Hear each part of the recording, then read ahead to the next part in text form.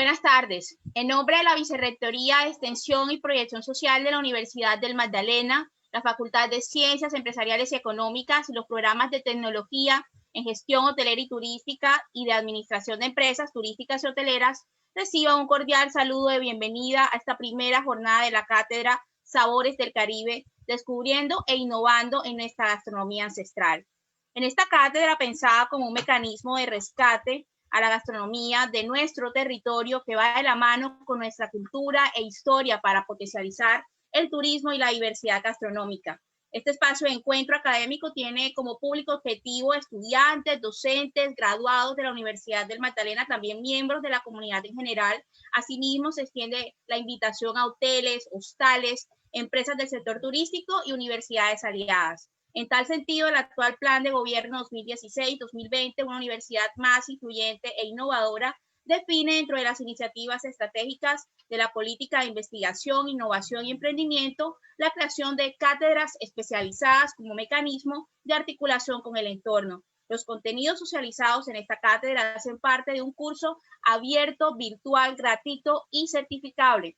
En la tarde de hoy, esta cátedra es presidida por el doctor John Taborda Giraldo, vicerrector de Extensión y Proyección Social de la Universidad del Magdalena, la doctora Sandra Jaramillo Botero, líder de Proyección Social, Dirección Gastronomía de la Universidad ESI, la doctora Sandra Osorio, vicepresidenta de la Confederación Panamericana de Escuelas de Hotelería, Gastronomía y Turismo, CONPET, el chef Juan Carlos Franco, conferencista invitado en esta tarde de hoy. También nos acompaña el administrador magíster Humberto Calabria Arrieta, director de los programas de turismo de Unimagdalena. Extendemos este saludo protocolario a la decana Juliet Lizcano Prada, precisamente, quien dirige los programas de la Facultad de Ciencias Empresariales y Económicas de la Universidad del Magdalena. A continuación, el vicerrector de Extensión y Proyección Social, el doctor John Taborda Giraldo, extenderá las palabras de invitación en esta cátedra inaugural, descubriendo e innovando nuestra gastronomía ancestral. Bueno, muy buenas tardes a todos. Realmente felices de iniciar este espacio que ha sido, digamos, eso, de los espacios que mayor receptividad han tenido. Realmente más de 325 preinscritos me confirmaban. Ya, digamos, tenemos más de 170 participantes en sala, muchos más siguiéndonos por redes sociales.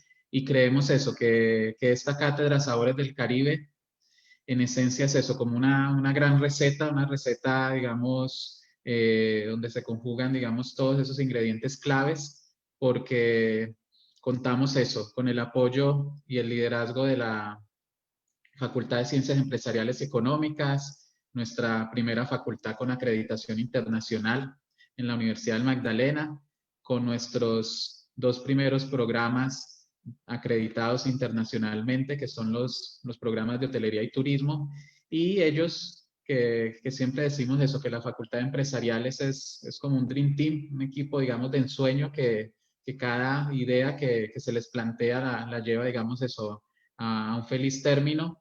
Pues han generado estas alianzas que permiten que hoy estemos acá. Agradecer a la doctora Sandra Osorio, a la doctora Sandra Jaramillo, a nuestro chef invitado Juan Carlos Franco por aceptar, digamos, esta invitación, digamos, por generar este tipo de alianzas que siento que eso, que enriquecen mucho a esta institución, pero también a toda la región Caribe, porque nosotros eso, estamos empeñados en generar este tipo de espacios, digamos, en temáticas que son singulares para este territorio, y por eso estamos avanzando en diferentes cátedras, digamos, universidad-empresa o universidad-entorno, y que giren en torno a esas temáticas claves de la región. Vamos avanzando con nuestra cátedra del mar, la cátedra del turismo. Queremos sacar también cátedras en esos productos claves para nuestra economía, como son el banano, el café, conocer cada vez más de nuestro territorio. Y la de hoy realmente es una cátedra súper especial porque tiene todo ese potencial también de innovación, de emprendimiento. Justo esta semana lo arrancábamos con la inauguración del edificio de innovación y emprendimiento de la Universidad Magdalena, que decíamos eso, que no es, digamos, un edificio más, no solo entregamos un edificio, sino, digamos, muchas oportunidades, digamos, para seguir fortaleciendo procesos de innovación, tanto al interior de la universidad como en toda la región. Y en ese edificio tenemos eso, nuestro laboratorio de innovación gastronómica, que esperamos que muy prontamente se articule también a este espacio de la Cátedra Sabores del Caribe y que de la mano de eso, de todas las universidades que están apoyando esta cátedra, de todos los chefs invitados, podamos hacer de eso, de la gastronomía del Caribe, una gastronomía única, una gastronomía que aprende de sus saberes ancestrales y que se enriquece con las nuevas técnicas que todos los invitados nos van a compartir. Entonces, realmente eso, agradecer a todos los participantes, a todos los gremios que nos han apoyado en circular, digamos, estas invitaciones por hoteles, por restaurantes, y realmente eso, estamos llegando a un público muy diverso y eso es lo que desea la Universidad del Magdalena y la Vicerrectoría de Extensión y Proyección Social. Entonces, agradecerles y que disfrutemos de este espacio. Vicerrector, muchas gracias por sus palabras de instalación en esta cátedra Sabores del Caribe. Invitamos a continuación al administrador magíster Humberto Calabria Arrieta, director de los programas de Tecnología en Gestión Hotelera y Turística y de Administración de Empresas Turísticas y Hoteleras. Él nos contará los pormenores y también nos socializará los detalles de esta cátedra para todos los asistentes. Maura, muchísimas gracias. Les doy la bienvenida a todos a esta cátedra de sabores, a nuestro vicerrector, John Taborda, extenderle también un saludo muy especial. Y a todas las personas que ya se están conectando, también darles la bienvenida a esta cátedra de sabores. Pues la vida, la cultura, ¿no? La historia en Colombia es demasiado rica. Hay muchísimos aportes a esta gastronomía de la que hablaremos durante todas las sesiones que tiene esta práctica y que lógicamente nosotros desde nuestra casa, con nuestras abuelas y también cuando visitamos un buen restaurante de comida colombiana, nos damos cuenta de los sabores, de la historia de esta gastronomía, ¿no? Que fue creada a través de los años por necesidad, por cultura, por innovación en todos los tiempos. El rescate de nuestros sabores pues debe estar influenciado hoy en día por esta nueva generación, esta que hoy está conectándose con nosotros, todos estos chicos, estudiantes de los colegios amigos del turismo, de las escuelas afiliadas a la Confederación Panamericana COMPET, de nuestra Universidad del Magdalena, esos mismos que hacen parte hoy de esta nueva generación que queremos que impulsen la gastronomía colombiana como un proyecto de vida, que además genere empleo, que sean amantes de esas historias, de esas recetas que nos van a compartir durante todas estas semanas los chefs que han aceptado nuestra invitación. Pero que además esos productos que son sembrados por nuestros campesinos, esos productos que son sembrados con amor, con pasión, con ganas de que lleguen a nuestras mesas, también se conviertan en protagonistas en esas nuevas preparaciones que, como decía nuestro vicerrector, cada vez sean mucho más innovadoras. La riqueza gastronómica de nuestra Colombia será protagonista en todas estas sesiones y especialmente serán protagonistas los chefs docentes, quienes desde las instituciones COMPET han aceptado esta invitación. Hoy saludamos al doctor Juan Carlos Franco de la Universidad EXI, quien nos acompañará, pero también tendremos chefs desde la Fundación Universitaria San Mateo, desde el Politécnico Gran Colombiano, desde la Fundación Universitaria Los Libertadores, desde la Universidad Externado de Colombia y desde la Universidad del Magdalena, quienes compartirán con nosotros todas sus investigaciones para este rescate cultural de la gastronomía colombiana, haciendo un zoom muy particular en la región Caribe. El programa de administración de empresas turísticas y hoteleras por ciclos propedéuticos agradece a todas estas escuelas afiliadas a la Confederación Panamericana de Escuelas de Gastronomía, Hotelería y Turismo COMPET por aceptar esta invitación a participar de esta cátedra de sabores del Caribe. Agradecemos muy especialmente a la doctora Sandra Osorio, vicepresidenta para Sudamérica de la COMPET, quien ha tenido a bien apoyarnos en esta iniciativa, y a todas las personas que se están conectando y que nos siguen a través de nuestro en vivo por Facebook, darle la bienvenida a esta primera sesión de la Cátedra de Sabores e invitarlos a que continúen con nosotros hasta el final. Nuevamente, muchísimas gracias y bienvenidos. Director Humberto, muchísimas gracias por su intervención. A continuación escucharemos un saludo por parte de la administradora magíster Sandra Osorio. Ella cuenta con 33 años de experiencia en el sector educativo, es directora del programa de administración de empresas turísticas y hoteleras de la Universidad Autónoma del Caribe, miembro de las juntas directivas de la Asociación Hotelera y Turística de Colombia, Cotelco, capítulo Atlántico, y de la Asociación Colombiana de la Industria Gastronómica, ACODES, capítulo Atlántico igualmente. Actual vicepresidente para Suramérica de la Confederación Panamericana de Escuelas de Hotelería Gastronómica y Turismo, CONPET, cargo que viene ejerciendo por 3 periodos continuos. Bienvenida, doctora Sandra. Muchas gracias a todos.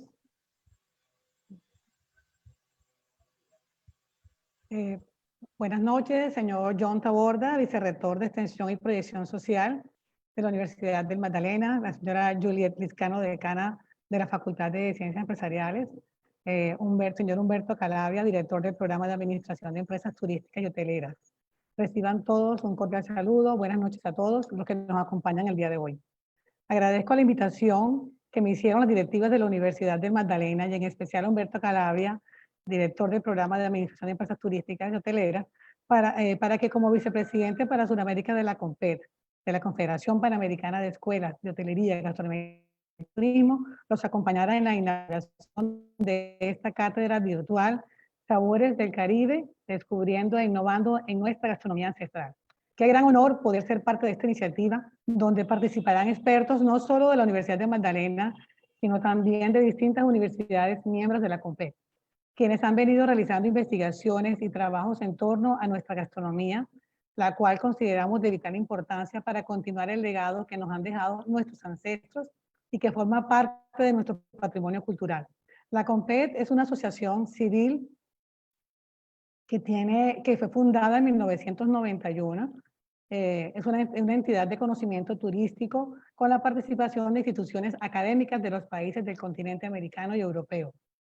La misión de la CONPET es impulsar la evolución del ecosistema turístico a través de vanguardia, intercambio cultural, vinculación, fomentando la colaboración y los lazos para el bien común y mejora de la actividad turística nacional, regional e internacional, con una visión que logre generar sinergias para el desarrollo académico, profesional y social a través del conocimiento y experiencias tangibles, como ahora en esta ocasión que nos reúne.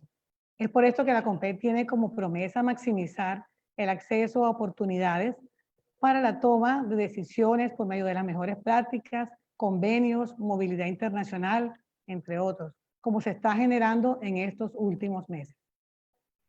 Cuenta con varios programas y proyectos enfocados a los estudiantes, egresados, docentes, investigadores y directivos de instituciones, además de una estructura de vinculación con otras organizaciones afines, empresas y prestadores de servicios turísticos, organismos gubernamentales e internacionales con fines similares que permitan fortalecer la educación y la formación en el turismo.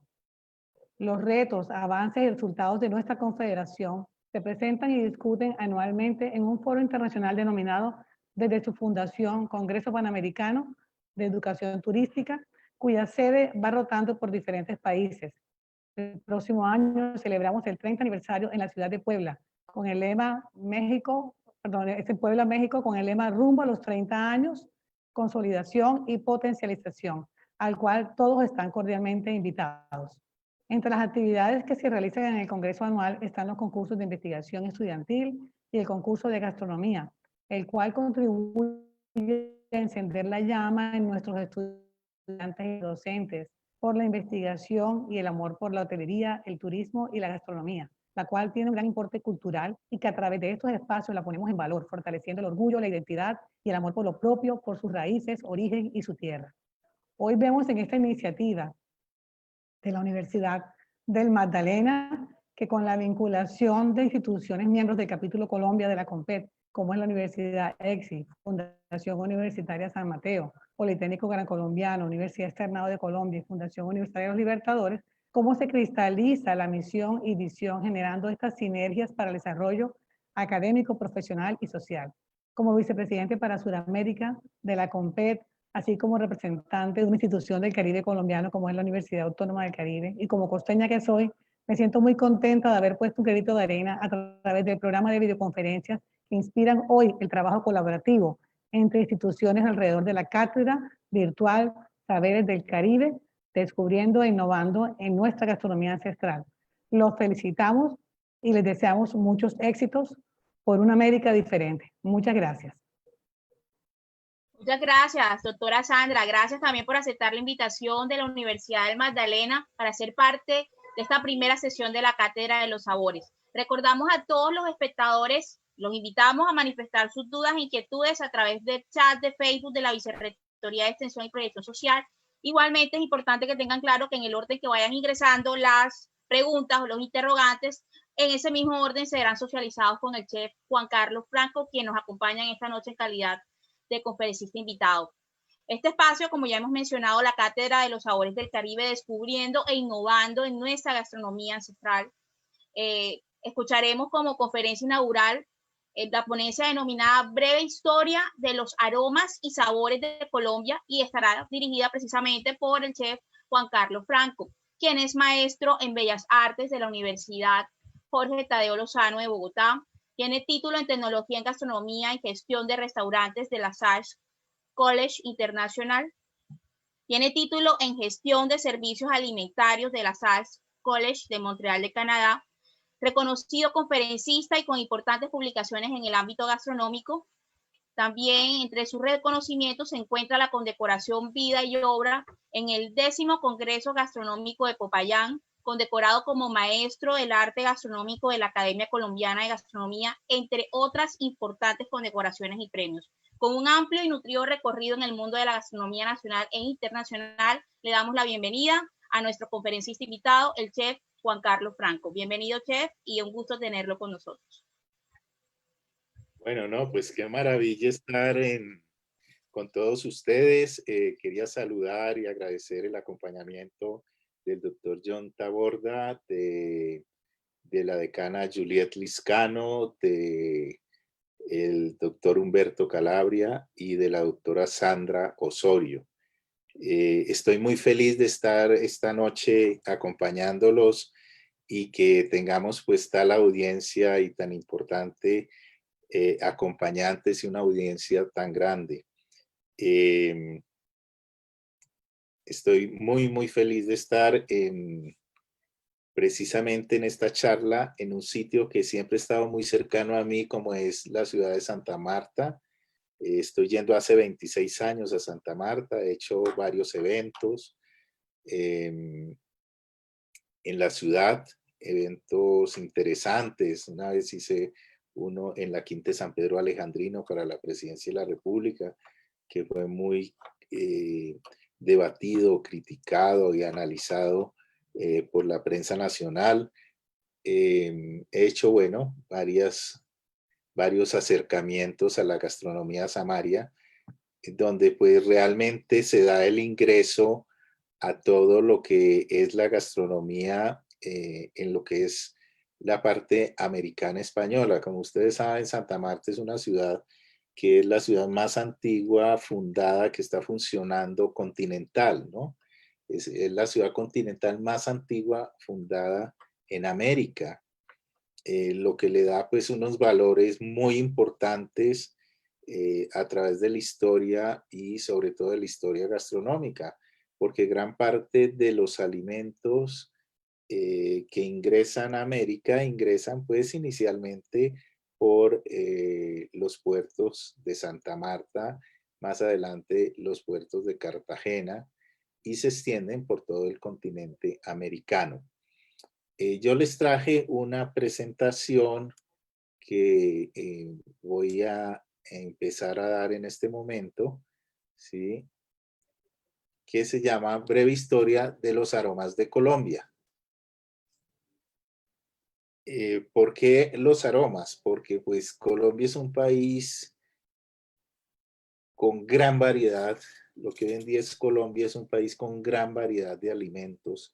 Ya voy a pasar a explicar un poco si ponemos la siguiente diapositiva. Aquí puedo pasar yo también. Ok. Bueno, aquí tenemos una foto de la Sierra Nevada de Santa Marta, ¿sí? Los que han leído las crónicas de los viajeros en el siglo XIX, se van a encontrar con viajeros que quedaban realmente abismados del encuentro de nuestra Sierra Nevada de Santa Marta, que es el pico nevado más alto a borde de mar en el mundo, ¿sí? Y contaban cómo a medida que se iban acercando los barcos, iban apareciendo estos hermosos picos nevados y esta vegetación verde, semiselvática y en muchas zonas selvática. Por eso usé esta imagen, porque me parece una imagen que describe perfectamente lo que es el territorio donde está situado Colombia hoy en día. ¿Sí? Que en un recorrido muy corto podemos pasar del mar a la selva, a una vegetación espesa, con una variedad de plantas y animales, a zonas nevadas. Somos el segundo país más biodiverso del planeta, eso hay que tenerlo en cuenta, porque hay gente que cree que en Colombia no hay gastronomía y realmente tenemos la despensa, una de las despensas más grandes del planeta, ¿sí? Debido a nuestra biodiversidad. ¿Sí? Nuestro país es de los territorios más biodiversos del mundo, a pesar de tan solo ocupar el 0,7% de la superficie terrestre. ¿Sí? Ese es un país que comparativamente es pequeño, pero con una gran biodiversidad. Estamos situados en una de las grandes despensas del mundo y de los sitios más ricos. Es el país más biodiverso del mundo por metro cuadrado. Eso nos da a los chefs una idea de por qué hay esta gran variedad de platos en lo que es el territorio de hoy en día Colombia, y antiguamente pues era todo esto, la Gran Colombia, el Reino de Granada, todo esto que eran gigantescos, pues hoy en día este sitio donde está el territorio colombiano pues tiene una variedad de platos increíbles que se ha tratado de recolectar por años, pero que nos agotamos de su recolección porque son tantos, ¿sí? Que es muy difícil casi que empezar este difícil trabajo de clasificación y de recolección de todas nuestras recetas ancestrales y de todos nuestros platos y nuestros mestizajes. ¿Sí? Tenemos además el primer puesto en especies de aves y orquídeas, el segundo puesto en anfibios, mariposas, peces y dulceacuícolas, o sea, peces dulceacuícolas. Tenemos gran variedad de peces en nuestros ríos. El tercer puesto en palmas y reptiles. El cuarto puesto del mundo en mamíferos. Además de esto, como si esto fuera poco, contamos con 2 mares, pisos térmicos variados, y el sexto puesto hoy en día en recursos hídricos disponibles. Si pensamos que a principios del siglo XX teníamos el segundo puesto, es porque el crecimiento de la población en Colombia pues ya ha cambiado muchísimo y pasamos al sexto puesto. Mas, sin embargo, pues si miramos nuestros recursos hídricos, nuestra gran riqueza realmente está en nuestro territorio, en donde en todo lo que tenemos alrededor nuestro y que conforma hoy en día lo que es el territorio colombiano. Entonces somos un país muy rico, no solo en productos, sino lógicamente en gastronomía, ¿no es cierto? Pasemos a la siguiente diapositiva. Aló, Colombia, ¿me ayudas a pasar la otra diapositiva? No, hacia abajo. Mil perdones, hacia abajo. Eso. Úpale. No, la anterior, por favor. Profe, verifique un segundo el control. Usted, Yo puedo, por favor. ¿pueden entregar Está el diapositiva 5. Sí, señor. No, Sí, señor. pasamos. Está en la diapositiva 6 ahora mismo. No, pero necesito volver y no me deja. No me deja volver. Esta es la segunda, esa es la primera. Primera, pasemos a la segunda. Voy en la tercera, por favor. La que sigue. No, se devolvieron a la primera. Permítame un segundo. Pero tenemos aquí problemas técnicos con esto. ¿Quieres que yo comparta directamente mi presentación? Porque hay como problemas. Está dándole hacia la izquierda, ahí a la derecha. 1. y 2. Ah, es que está lento. Es esto. Ahí está la tercera. Esto. Entonces vamos a hablar un poco de cómo era nuestra conformación prehispánica, ¿no es cierto? De cómo eran nuestras comunidades. ¿Sí? Lo primero que encontramos, pues, es un país prehispánico con unas comunidades muy bien organizadas, ¿sí?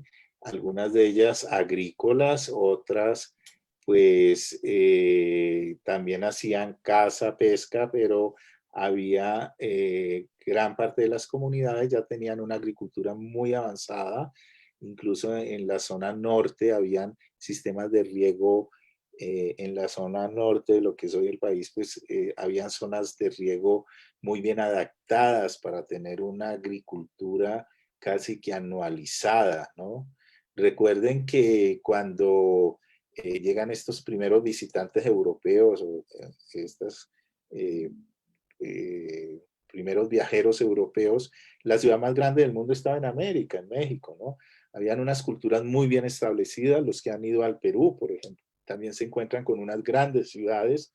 ¿Sí? En lo que es el territorio de Colombia, pues hay un intercambio de productos muy grande.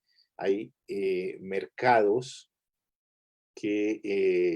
indígenas donde hay intercambio de sal. Acuérdense en la sal que venía de la zona de La Guajira, que se intercambiaba por las sales minerales que venían de las zonas de Zipaquirá y de las zonas del altiplano para lograr diferentes sabores en la gastronomía. Había un mercado muy amplio, no solo de metales preciosos, sino de tejidos, de alimentos, ¿sí? También había en estos sitios, por ejemplo, donde estaban estos mercados, ¿sí? Estos mercados de intercambio, fue donde los españoles primero situaron sus propios mercados. Por ejemplo, si pongo el caso de Santa Fe de Bogotá o de Bogotá, ¿sí? Donde hoy en día en la Plaza de Bolívar había un gran mercado que tenía toda la tradición de muchos años, donde era un mercado indígena, ¿sí? Que es prehispánico, donde había un intercambio de productos muy grandes. ¿Por qué? Porque estamos hablando de que Colombia es un país lleno de pisos térmicos, ¿sí? Por eso es que es tan difícil hablar aquí de un plato de regional o de un plato colombiano. Colombia es un país con muchos pisos térmicos muy cercanos, como ya lo vimos en la foto de la Sierra Nevada, ¿sí? Hay muchos pisos térmicos que casi que se intercomunican. Entonces estos mercados pues se podían encontrar en el caso, por ejemplo, de este mercado que les cuento, que es un mercado muisca en la plaza de, donde hoy en día es la Plaza de Bolívar. Según los cronistas, en el siglo XIX había de todo, pues habían productos tanto de climas fríos como de climas medios y climas cálidos, ¿sí? Y había pues un intercambio gigantesco de productos, o lo que hoy en día es la Avenida Séptima, la carrera Séptima en Bogotá, pues era un gran camino que se comunicaba con todo Colombia, ¿sí? También habían procesos interesantes de cocina, como eran las cocciones, ¿no?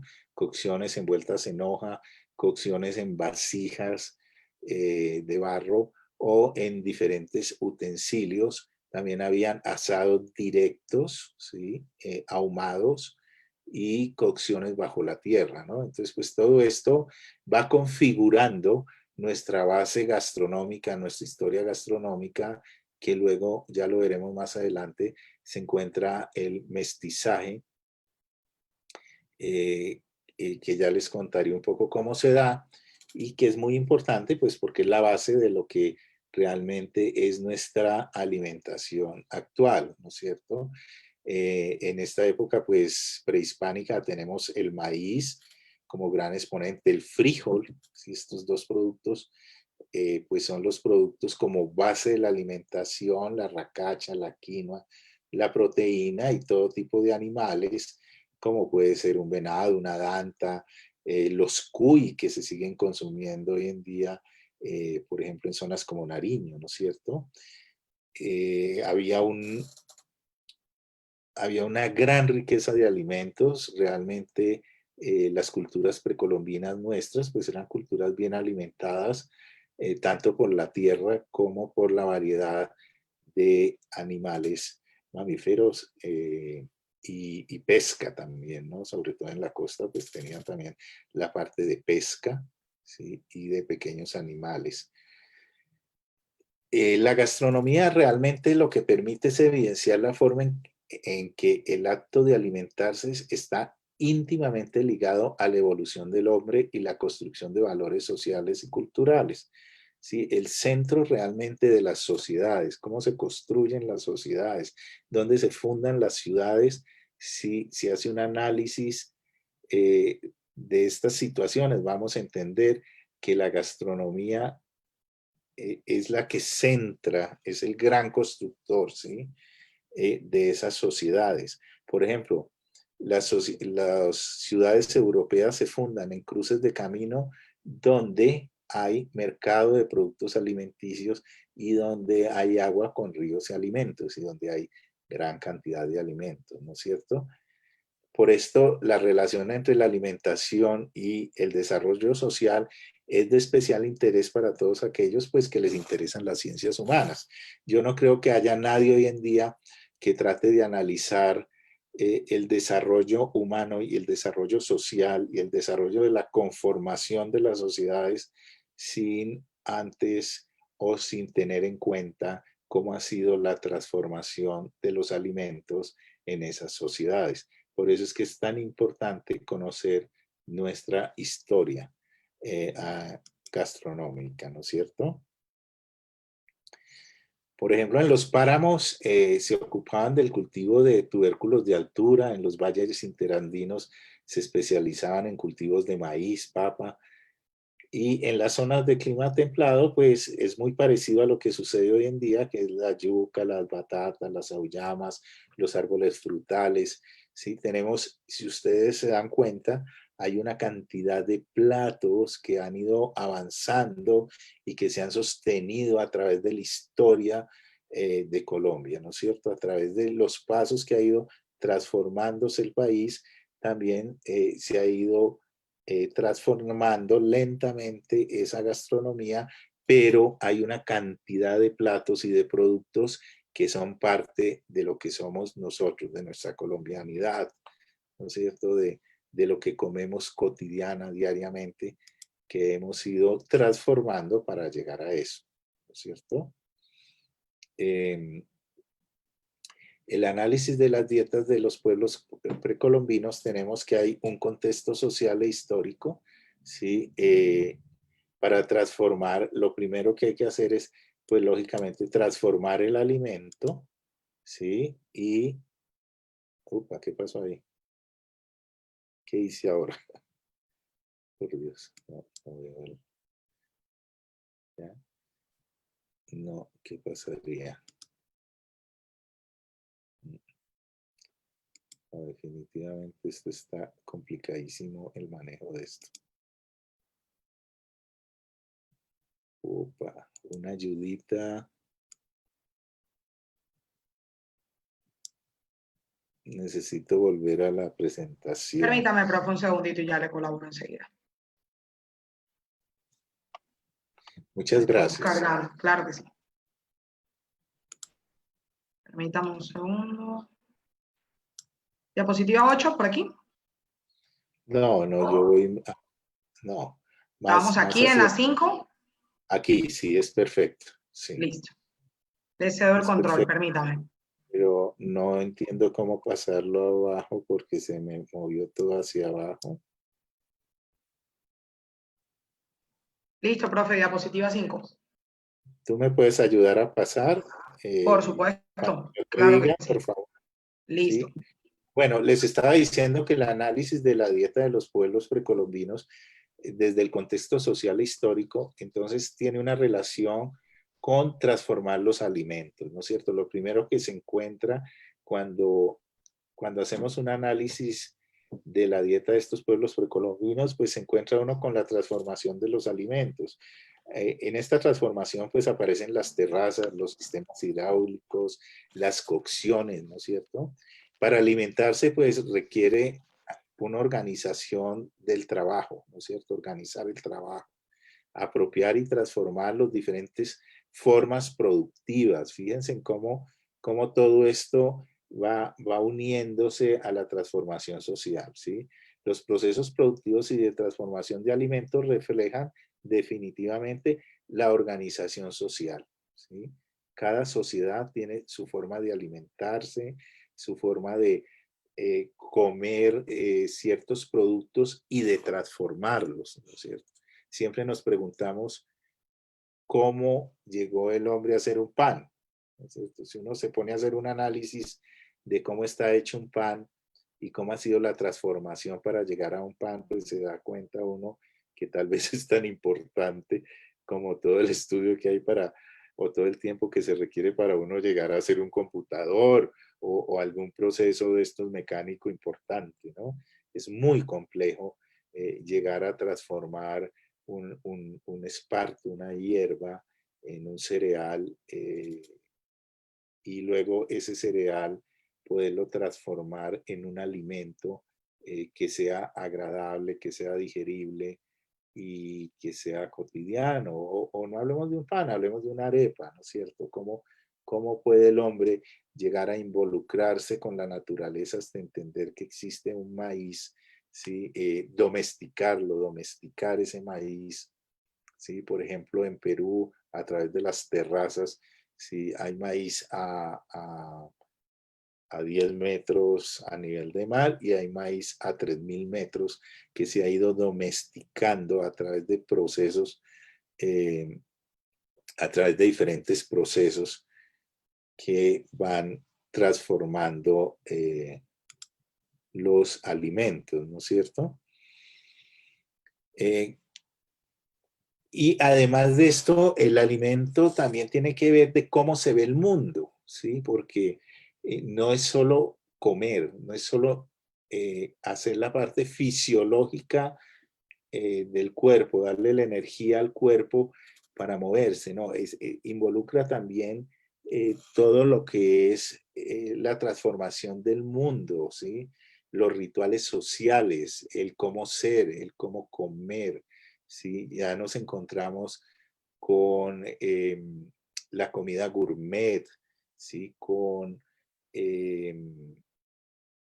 cómo servir, cómo emplatar, cómo transformar todos estos productos para que no solo nutran el cuerpo, sino que nutran el espíritu o nutran también nuestros rituales sociales que son parte pues de toda nuestra conformación social, ¿no es cierto? Recuerden, uno hace las cenas para el cumpleaños o para las primeras comuniones o hay ciertas comidas, por ejemplo, las tradiciones medievales que vienen de cierto tipo de alimentación durante las épocas de aspecto religioso cristiano, por ejemplo, o incluso también en culturas como la cultura judía.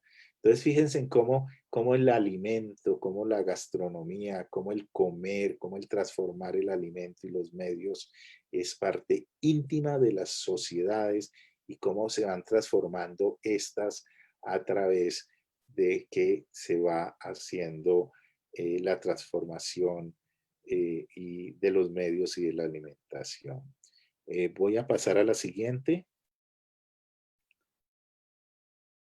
pero no veo la flechita donde pasarla ahora. Perdón, pero es que está como raro esto. Muchas gracias. Sí, aquí tenemos algunos platos que vienen de nuestra tradición y que se han ido transformando poco a poco en el tiempo, ¿sí? Luego les voy a contar un poco sobre los ajiacos, por ejemplo, pero tenemos la arepa. La arepa es un pan indígena, digámoslo así, que viene de la molienda del maíz, ¿sí? La chicha y la mazamorra también. La papa, por ejemplo, puede rastrearse en nuestro territorio 300 años antes de Cristo, ¿sí? Y en Sudamérica 6000 años antes de Cristo. El ajiaco que les quería hablar ahorita viene de una voz taíno, axi, caldo picante, ¿sí? Y se servía, por ejemplo, en las celebraciones del Corpus Christi y en las festividades navideñas. Este plato, por ejemplo, es muy interesante porque se le ha hecho un recorrido a partir del siglo XIX. Le hemos hecho como un recorrido a varios investigadores. Es un plato como insignia de la ciudad de Bogotá. Eso no quiere decir que en América no haya más ajiacos. Hay ajiacos en Cuba, hay ajiacos en Chile, hay ajiacos bueno, en varios sitios de América donde se producen diferentes ajiacos con diferentes recetas. El ajiaco nuestro es un ajiaco que es muy antiguo y que se transforma en el siglo XIX. ¿Sí?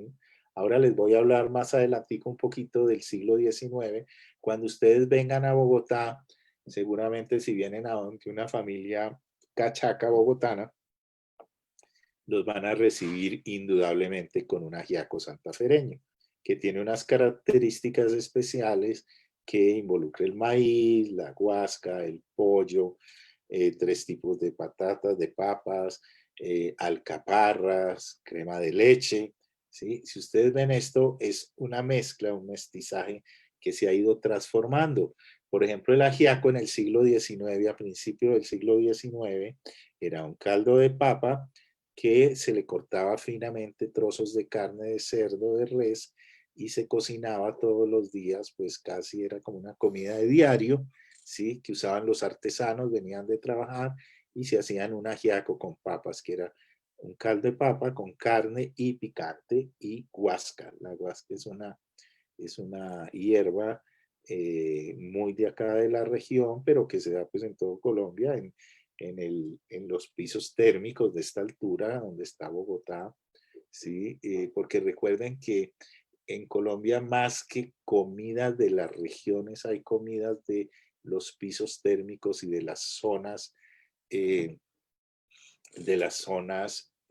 biodiversas que tiene Colombia, ¿sí? Siempre hemos tratado de tratar de involucrar en la cocina muy departamentalmente, y resulta que los departamentos, pues muchos de ellos se inician a finales del siglo XIX incluso y a principios del siglo XX, ¿sí? Y ya estos platos existían en esas zonas porque nosotros tenemos es una variedad de pisos térmicos y de zonas de producción de alimentos. Les estaba contando sobre el ajiaco, que es un plato que empiezan los artesanos a comerlo en Santa Fe, Bogotá, con papa, cortes finos de carne y unas hojitas de guasca, ¿sí? Y ellos los comían diario, ¿no? En el ajiaquito. Pero más adelante, hacia 1850 y pico, ya hay registros de ajiaco con pollo. Recuerden que aquí no habían pollos, o sea, aquí ya esto es una mezcla, ¿no? Ya es un mestizaje. Los españoles traen las gallinas, los pollos. Muchos de estos alimentos pues entran por lo que hoy en día es Santa Marta, ¿sí? Y se introducen en la gastronomía. El pollo en el siglo XIX pues era algo de lujo, ¿sí? Algo que se ofrecía a un invitado. Por esto los curitas lo meten, empiezan a vender ajiaco en en sus bazares que hacían pues para entechar las iglesias y todo esto. ¿Por qué? Porque podía ponerle un poco más de valor, ¿sí? al plato de ajiaco, y con este tema podían vender mejor el ajiaco, ¿sí? Luego, cuando analizamos el siglo y ya hay ingreso de la gastronomía de tipo afrancesada, ¿sí? Se le involucra lo que es las alcaparras y la crema de leche, ¿sí? Entonces, fíjense en que es un plato que se va transformando poco a poco, a medida también que se va transformando el pensamiento político y social de lo que hoy en día es Colombia. Ahorita les explico un poquito más eso en el siglo XIX. A ver si logro pasar a la otra sin mayor. Profe, yo le colaboro. Muchísimas gracias. Eres mi ángel guardián.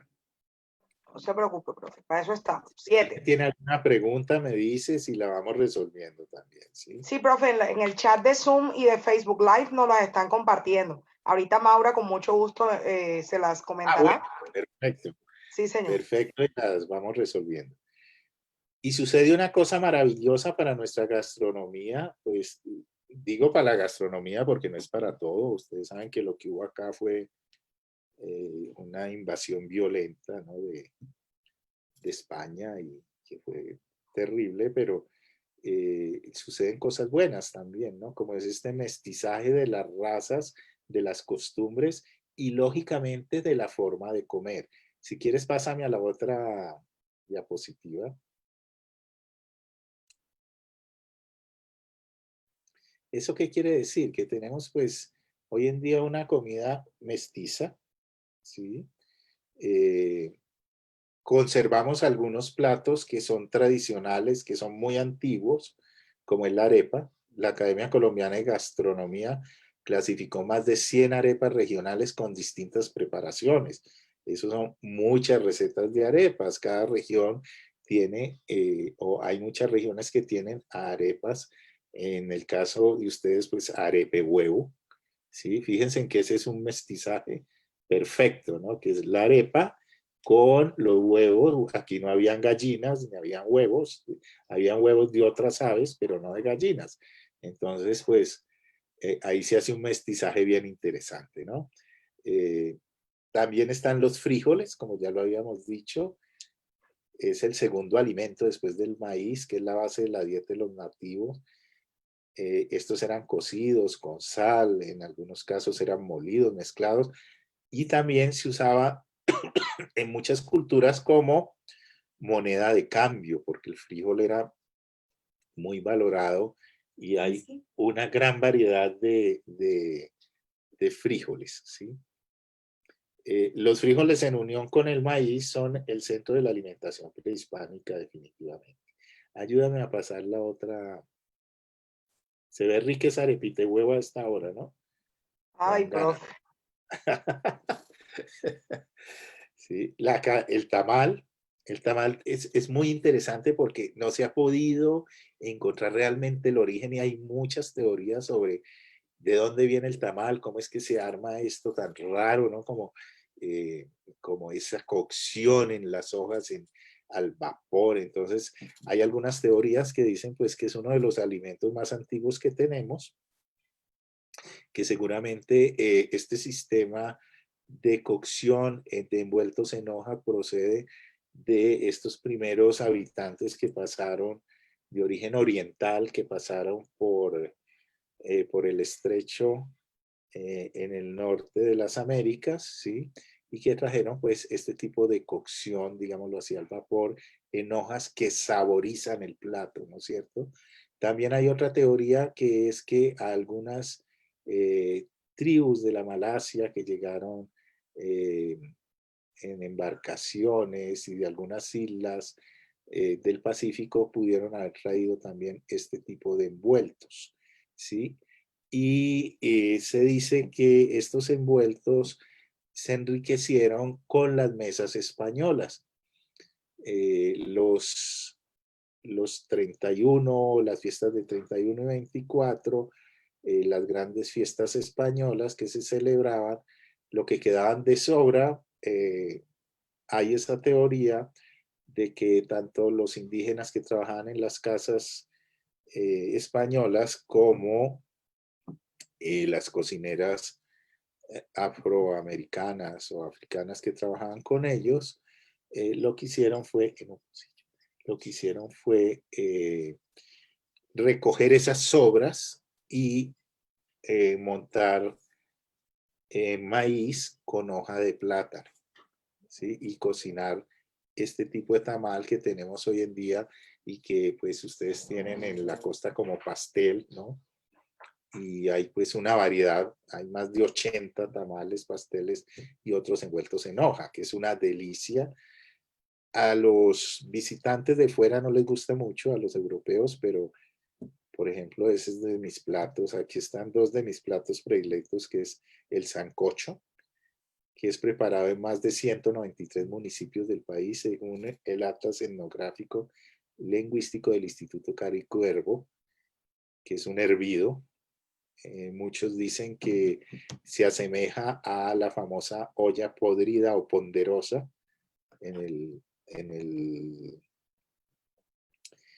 esta olla podrida o ponderosa que viene de Europa. Dicen ellos que se asemejan, pero también es un hervido que tiene que ver con nuestra cultura y que hoy en día pues volvimos a recuperarlo con el aguacate, que es nuestro, ¿no es cierto?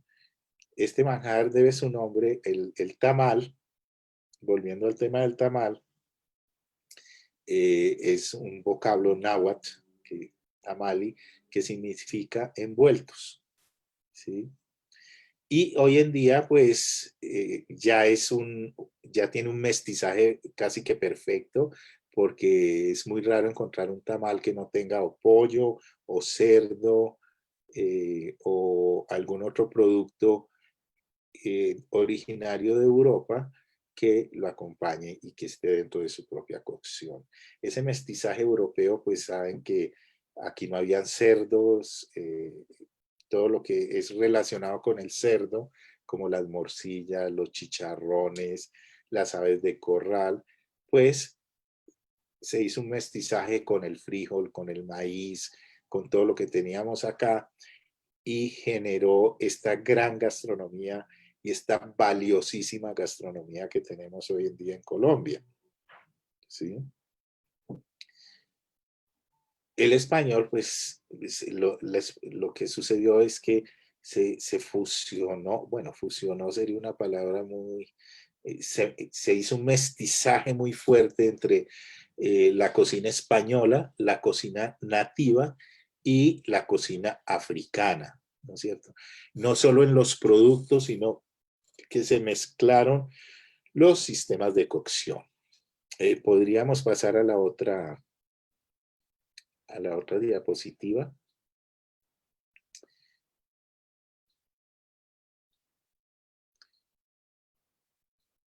Nosotros teníamos, como ya habíamos dicho, pues quería compartirles este pequeño texto de don Gonzalo Jiménez de Quesada, fundador de Santa Fe de Bogotá, en un documento escrito a mediados del siglo XVII. Se refería a los tubérculos. Fíjense en todo lo que tenían los muiscas, los nabos, los cubios, ¿sí?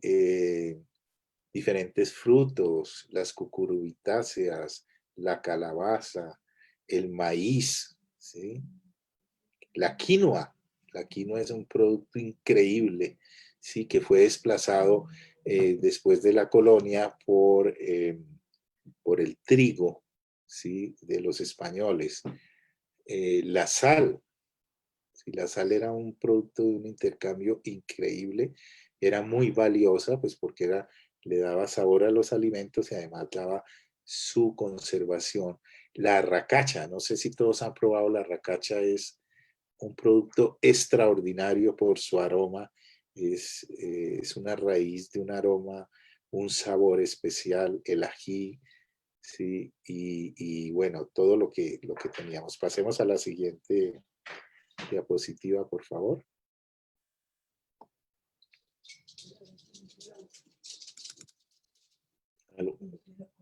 Eso. ¿Y qué sucede? Ese mestizaje, esa explosión de sabores, de aromas, de colores, de productos, todas estas cosas deliciosas que tenemos hoy en día en nuestra gastronomía y que en determinado momento se despreció un poco, pero siempre el pueblo, siempre la parte popular de la cultura colombiana ha conservado, ¿sí? Ellos son los grandes conservadores, el pueblo es el gran conservador de nuestra verdadera cultura gastronómica, ¿sí? Lo ha ido conservando a través del tiempo. El mestizaje gastronómico se entiende como un proceso de cambios y modificaciones que dan como resultado la confluencia de tradiciones culinarias autóctonas y de diferentes culturas. Pero no solo es en el uso de ingredientes, sino también en técnicas, procesos, utensilios, recetas y además la manera como estos productos se consumen, ¿sí? Siempre hay como un ritual de mesa, como un ritual de servicio, ¿sí? Para consumir los alimentos. Y ese mestizaje del pasado definitivamente nos ayuda a entender perfectamente los cambios y los usos de nuestra cocina actual, ¿sí? Qué ha sucedido y cómo se ha ido transformando. Si ustedes ven, por ejemplo, una fritanga, pues realmente en una fritanga lo que hay es una mezcla mestiza importante, donde hay nuestras papas, las arepas, pero también hay la morcilla europea, también hay los chicharrones, el cerdo, el pollo y todo esto que comemos en la fritanga, ¿no es cierto? Uno ve una bandeja paisa, por ejemplo, entonces está la parte europea con el chicharrón, con la morcilla, con los chorizos y en nuestra parte prehispánica, como pueden ser las arepas, el frijol y el aguacate. ¿Sí? Ahí se forman lo que tenemos hoy en día, son verdaderos platos mestizos. Nuestra cultura gastronómica hoy en día es el mestizaje de las culturas española, africana y nativa. Pasemos a la siguiente diapositiva, por favor.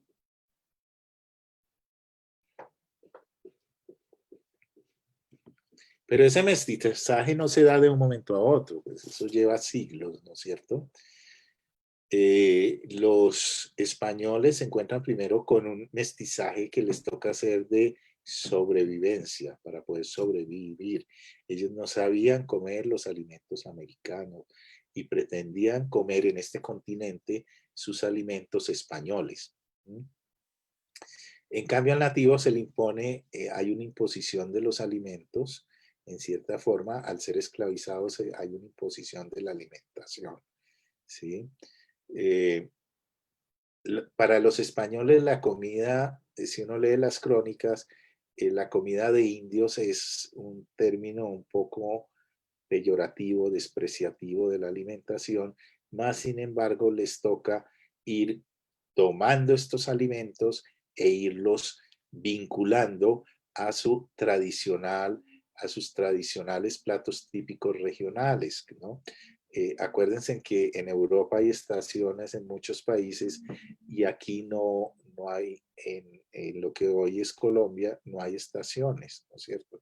Entonces a ellos les toca empezar a involucrar diferentes alimentos nativos de acá para tener pues unos platos parecidos a lo que son sus comidas regionales. Un buen ejemplo podría ser, por ejemplo, un pollo a la leche de almendra, ¿sí? Del sur de España, con influencias moras, ¿sí?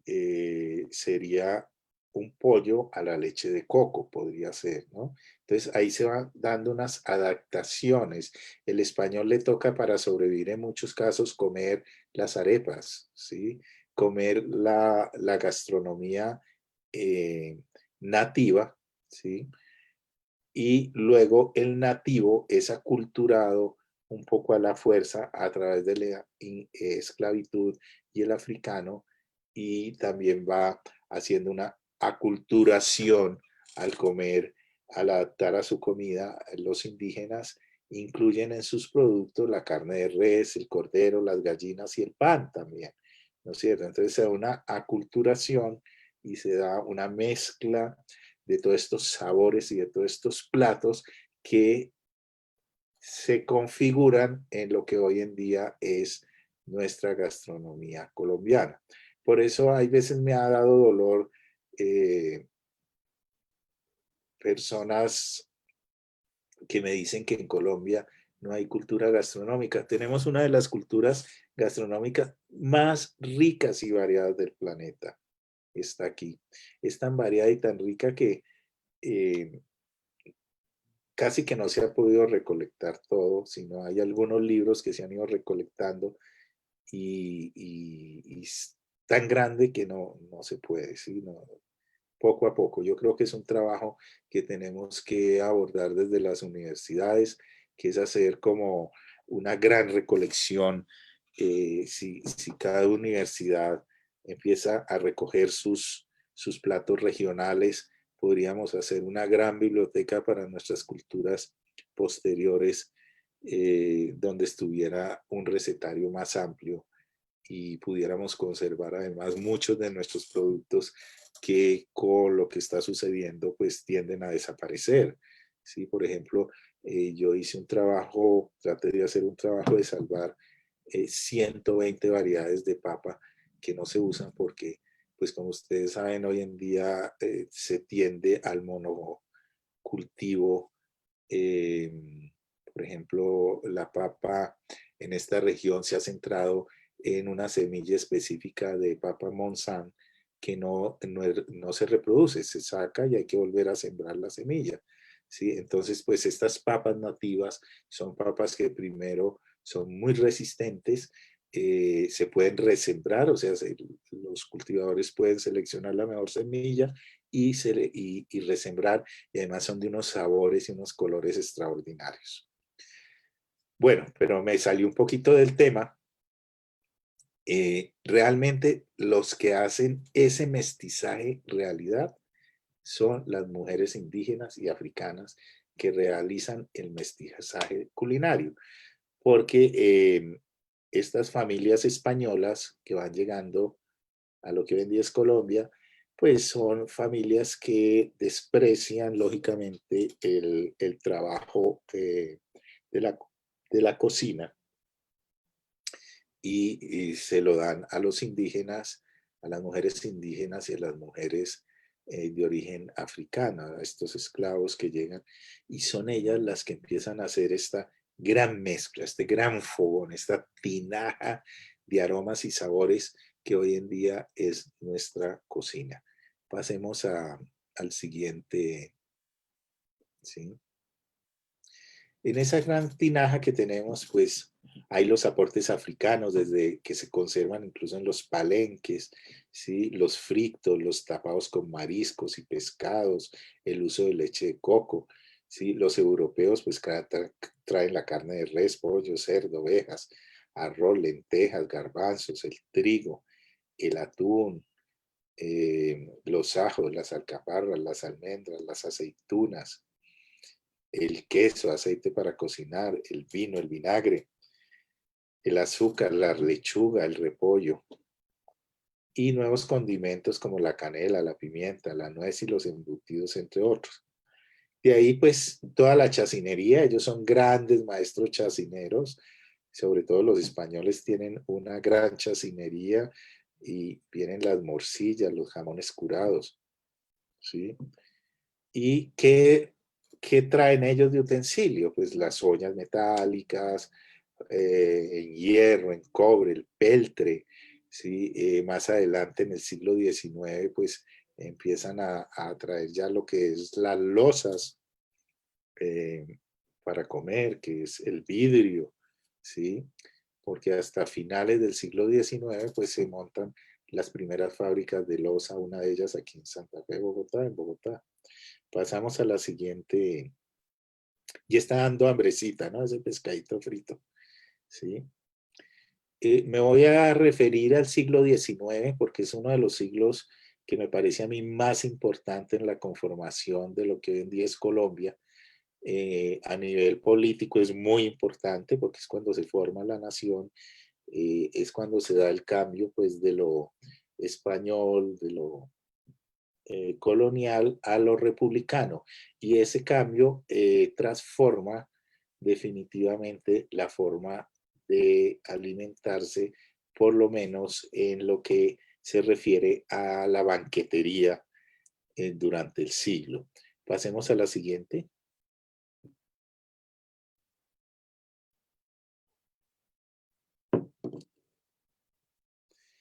Si analizamos un poco qué sucede en el siglo XIX, pues nos damos cuenta que el siglo XIX inicia como un siglo donde está la colonia española.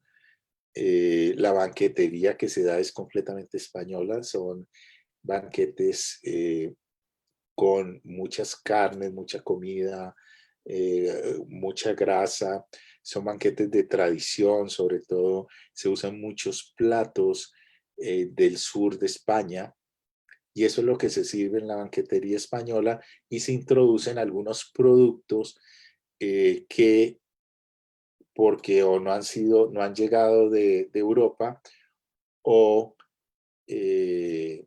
simplemente no se consiguen, entonces se cambian por algunos productos originarios del continente americano de Colombia, de esta zona, ¿sí? Pero un español de esta época, de inicios del siglo XIX, jamás daría un banquete con platos indígenas, ni con productos indígenas, ¿sí? Mezclaría algún producto, pero seguiría guardando la tradición de la banquetería, y en las grandes casas se comía cocina española con alguna introducción de productos, ¿sí? A medida que va avanzando el siglo, se va dando la transformación política, pues que ya todos conocemos, hacia la república, hacia lo republicano. Hay pues una cantidad de hechos que suceden, como es por ejemplo la invasión napoleónica a la península ibérica, hay todo el descuido, hay de la colonización española frente a América, debido a que tiene que responder pues a las invasiones napoleónicas. También hay los reclamos de los hijos de españoles nacidos en continente que no tienen pues cómo acceder a los mejores trabajos, ¿no es cierto? ¿Listo? Está mi amigo Rubén Sosa por ahí, un gran saludo. A medida que esto va transformando, también viene la influencia, ¿sí?, de la cocina europea afrancesada. Se empieza a ver la cocina colonial española como algo que no se debe comer, que no se debe servir. Es lo colonial, es la cocina del opresor, ¿sí? Y se le abre las puertas a todo lo que tenga que ver con la introducción de la nueva cocina de tipo francés, ¿sí?, que empieza a entrar a la banquetería afrancesada. Por ejemplo, hay a Colombia, lo que hoy en día es Colombia, viene por ejemplo el sobrino de Napoleón a comer, y Santander le manda a su hermana decir cómo debe ser el menú que debe servir. No debe ser un menú con muchas ensaladas, con pocos platos, no sobrecargado, con vino, con agua, ¿sí?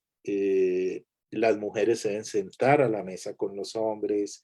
O sea, hay todo un cambio, ¿sí?, en el servicio de alimentación banquetera y el servicio a mesa, que va de mano del cambio de las transformaciones políticas que están sucediendo en lo que hoy en día es Colombia.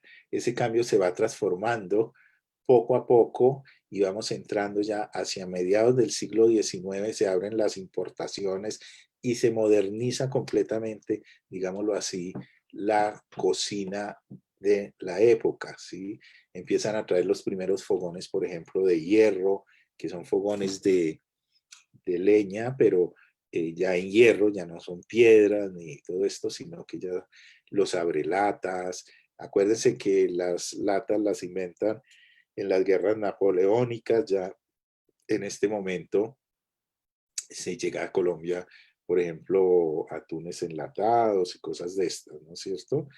Entonces, se va transformando todo este pensamiento, no solo en lo político, sino en la forma en que se come, se alimenta y se hace el servicio, y se va actualizando. Y este siglo XIX es muy importante porque es la apertura a la...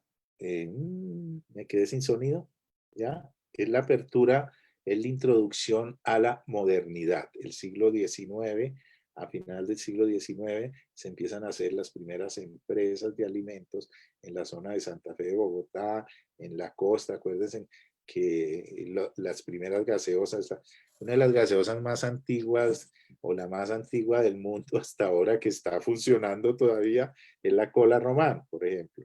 Sí, es una gaseosa muy, muy antigua. Creo que es la gaseosa considerada más antigua del mundo en este momento, la Cola Román. ¿No es cierto? Entonces, hay todas esas transformaciones que se inventan pues a final del siglo XIX. Y entramos en un siglo que es el siglo de la modernidad, es un siglo pues, violento, de guerras. Nosotros nunca hemos parado de pelear entre nosotros, pero más sin embargo se van dando una serie de transformaciones en el consumo, ¿sí? Ya lo afrancesado está muy, muy adentro, ya hay recetarios italianos, hay restaurantes italianos a finales del siglo XIX, en el siglo XX, y hay una gran transformación en el siglo XX, que es, como todos sabemos, pues, lo que es Internet, las redes sociales, todo esto, la apertura de el invento del Internet, que pues realmente empieza a unir el mundo y nos empieza a enfrentar con las comidas de otros sitios del planeta, ¿sí? Pero también eso nos lleva a mirar hacia afuera, pero a principios del siglo XXI empezamos a mirar de nuevo hacia adentro, a mirar nuestra gastronomía, todos estos grandes productos que tenemos, para volver a recuperar nuestra gastronomía tradicional. Entonces, en el siglo XXI hay dos fenómenos que para mí son muy importantes. Uno es que Colombia empieza a mirar de nuevo y a revalorar nuevamente sus productos nativos, su cocina, ¿sí? A través de muchos chefs e investigadores que vuelven a mirar hacia su cocina. Y aparte de eso, hay un punto que a mí me parece de lo más importante que ha pasado en la historia de la gastronomía, de la cocina sobre todo, que en el siglo XXI hay una serie de avances en la educación que permiten que la gastronomía entre a las universidades, entre a las aulas y entre a la academia, ¿sí? Eso es muy importante porque eso no había sucedido nunca, ¿sí? Y en el siglo XXI las universidades, por ejemplo, la Universidad de EXI, que es una universidad de ingenieros, ¿sí? Abre sus puertas para que entre un programa de gastronomía. ¿Eso a qué va a llevar? Eso va a llevar a una solidificación del conocimiento, ¿sí? A un estudio, a un análisis, que es para mí una de las cosas más importantes que ha sucedido a través de todos estos siglos, que es el ingreso del conocimiento gastronómico, que entre otras, cuando hablamos de gastronomía, hablamos de cientos de conocimientos alrededor de la alimentación humana, logre entrar a la academia y sobre todo a la parte académica universitaria. Pasemos a la otra diapositiva, por favor. Para reforzar un poco lo que dije anteriormente, está el señor Massimo Montanari, historiador de la Universidad de Bolonia, que dice: la introducción de la gastronomía en la academia es una invalorable oportunidad para construir un espacio problemático a partir del cual generar redes capaces de desentrañar múltiples significados. Eso lo dice el historiador y Massimo Montanari. ¿Sí? Yo contribuyo diciendo que los procesos gastronómicos son gestores históricos del desarrollo y la conformación de la sociedad, la transformación del conocimiento y avances en las ciencias y las artes. El chef gastrónomo del siglo XXI debe buscar desde sus conocimientos conservar el medio ambiente, la equidad alimentaria, la producción limpia y la conservación de la cultura intangible gastronómica de los pueblos, además de fortalecer los procesos profesionales desde lo académico. Bueno, yo hasta aquí traigo mi charla. Me gustaría mucho si hay algunas preguntas, si alguien tiene alguna duda, si alguien tiene colaboraciones. Aquí está la bibliografía de la presentación, está mi correo para si alguien quiere algún día escribirme. Encantadísimo, ¿sí? Y no sé si hayan preguntas o hayan, alguien quiera adicionar algo a esta charla. Claro que sí, Doc. Perdón, chef. Muchas gracias. Muy interesante todo el conocimiento y los aportes que ha hecho precisamente en el inicio de esta cátedra de los sabores. Y bueno, ahorita usted nos escucha, chef.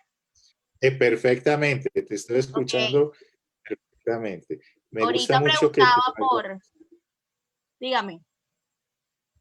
No, que me parece, no, que me gustaría escuchar si hay preguntas o algo Claro que para sí, entrar como en un claro que diálogo, me sí. encantaría, para aprender cosas. Claro que sí. Ahorita preguntaba por el profesor Sosa y claro que sí, en el chat están los saludos para usted.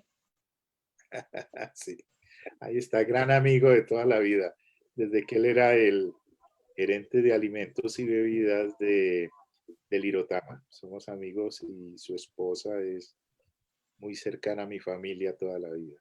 Sí. Le pregunta Juanda Turismo. Dentro de la polémica de origen de la arepa, ¿se puede decir que es colombiana o venezolana o se le puede considerar de ambos países, ya que antes eran solo uno? Bueno, como les dije al principio, los departamentos, las divisiones territoriales suceden en toda esta zona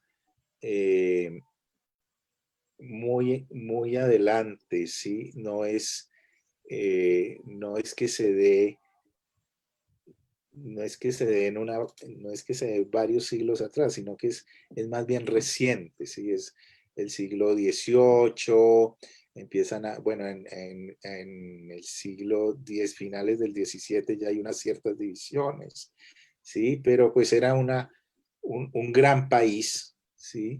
Donde tenemos pues lógicamente una gran hermandad. Eso es cierto porque compartíamos un territorio que iba pues desde La Guajira hasta lo que hoy en día es el Perú, ¿sí? Entonces teníamos un gran territorio, ¿sí?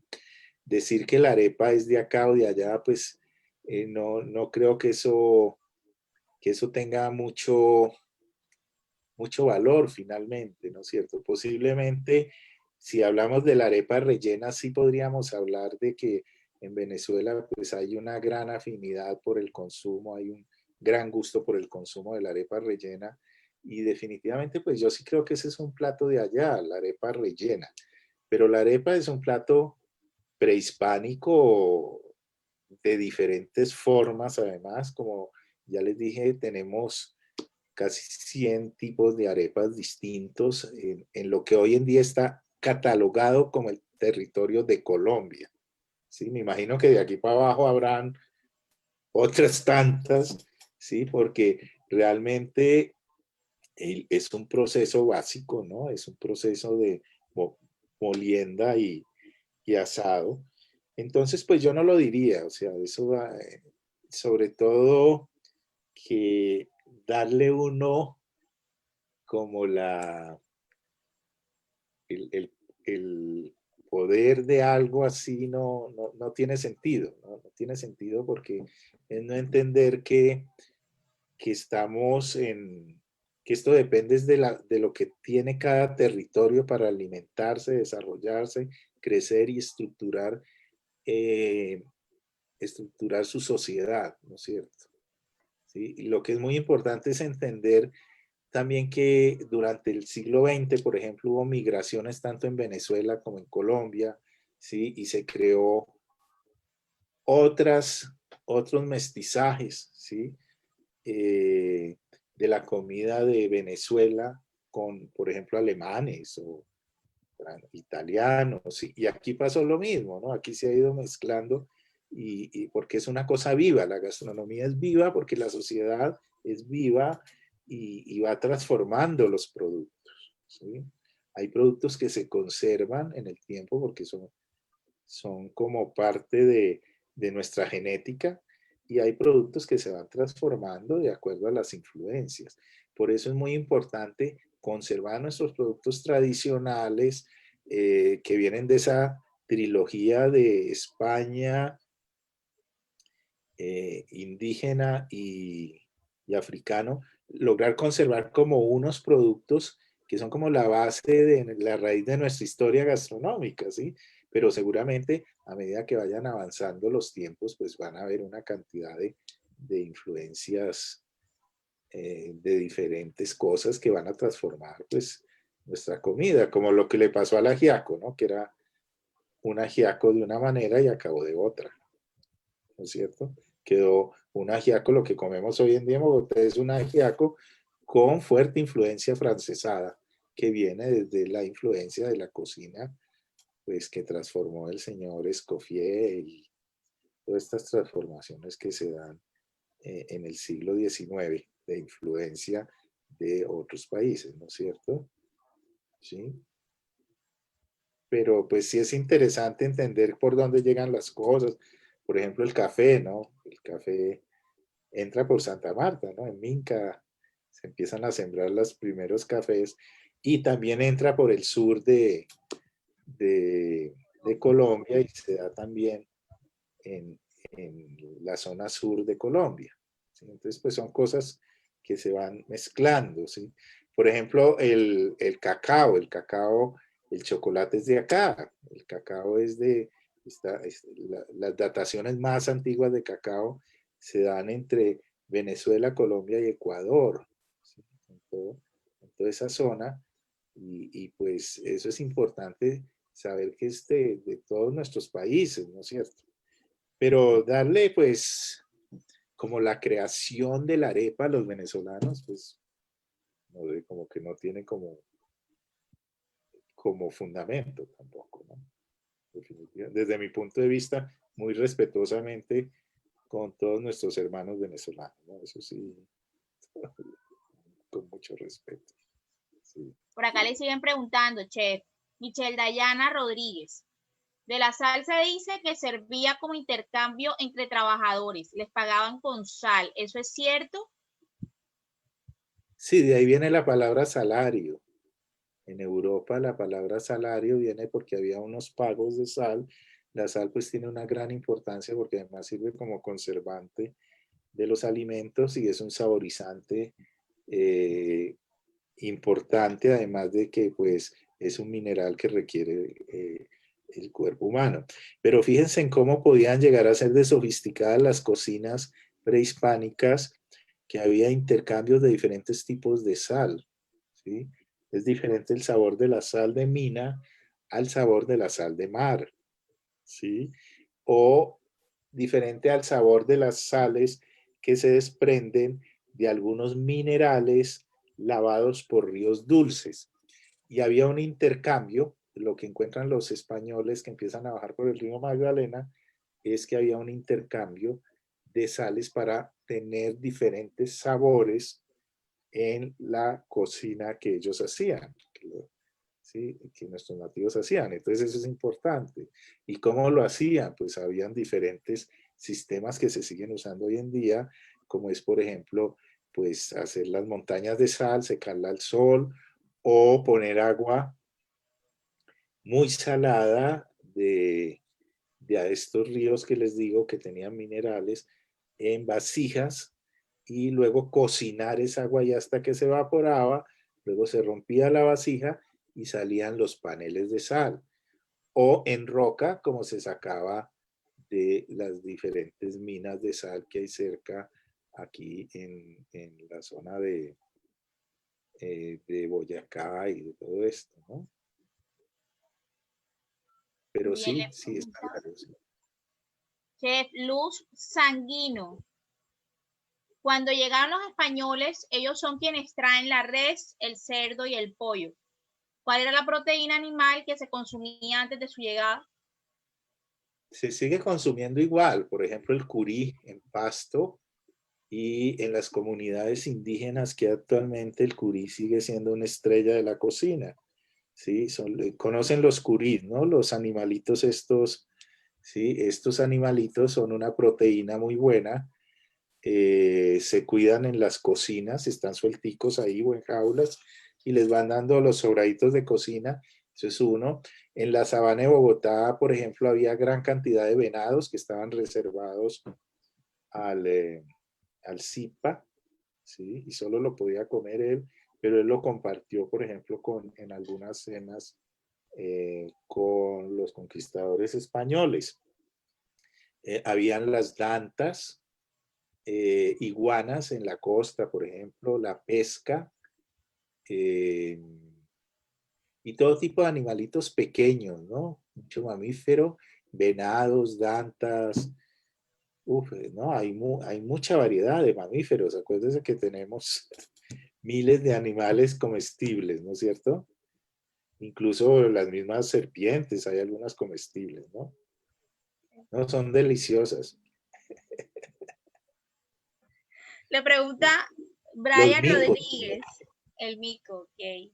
¿Cambiaría el paradigma de turismo de sol y playa en las ciudades costeras si se implementa una ruta gastronómica en estas ciudades, por ejemplo, Santa Marta? Bueno, nuestras playas, nuestras zonas de mar tienen una gastronomía infinitamente variada y deliciosa, ¿sí? Y es una gastronomía muy especializada. Yo pienso que lo que implementaría el turismo a un nivel, el turismo gastronómico, sería anexarle la parte histórica que pues en el caso de Santa Marta tiene más que sobradamente, ¿sí? La parte histórica para apalancar ese turismo gastronómico. Y sí, pues yo llevo muchos años yendo a la costa, sí me parece que se requiere una mejor manipulación y un mejor manejo de los espacios de restauración, ¿sí? En cuanto a aseo, manejo del turismo, eh, incluso manejo de los mismos productos, ¿no es cierto? No podemos seguirle sirviendo a la gente el pescado este que se refriten en un aceite ya muy hecho, o que se reseque el pescado, pues porque el turismo está cambiando, la gente está comiendo diferente, ¿sí? Y busca pues cada día como mejorar todo eso. También la presentación, pues me parece que es interesante, sería